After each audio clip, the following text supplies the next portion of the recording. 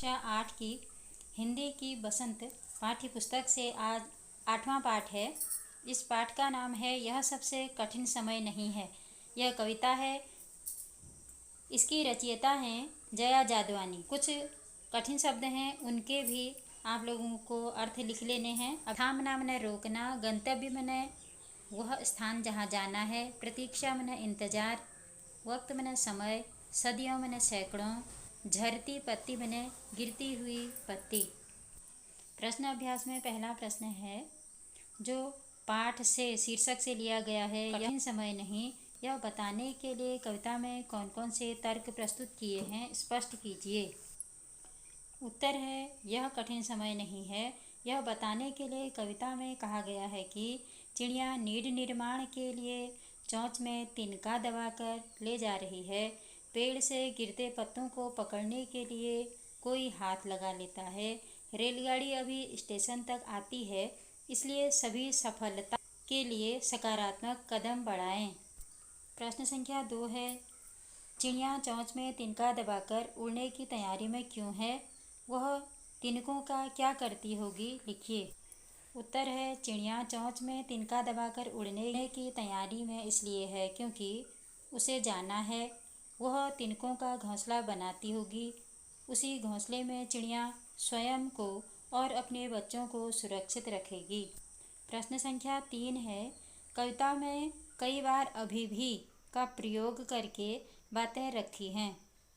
अभी भी का प्रयोग करते हुए 3 वाक्य बनाइए और देखिए उसमें लगातार निरंतर बिना रुके चलने वाले किसी कार्य का भाव निकल रहा है या नहीं।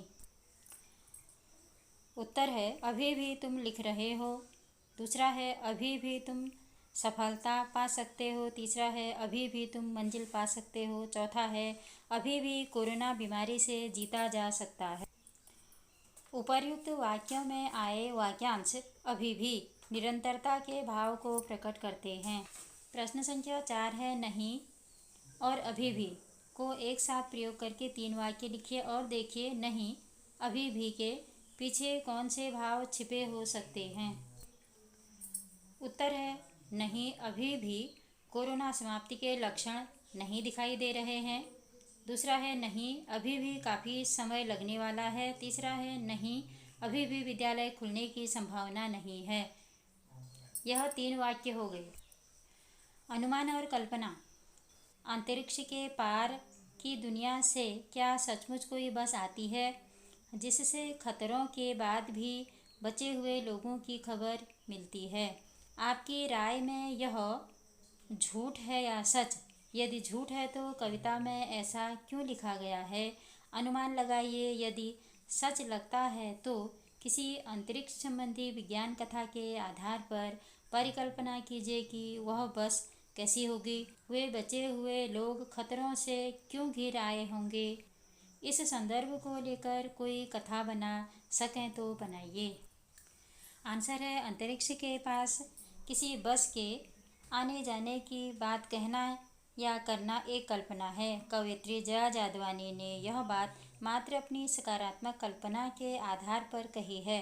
वैज्ञानिक आधार पर किए जाने वाले ऐसे कठिन कार्यों को वे सफलता से संकल्पना में पूरा करने का साधन लोगों तक पहुंचाती हैं।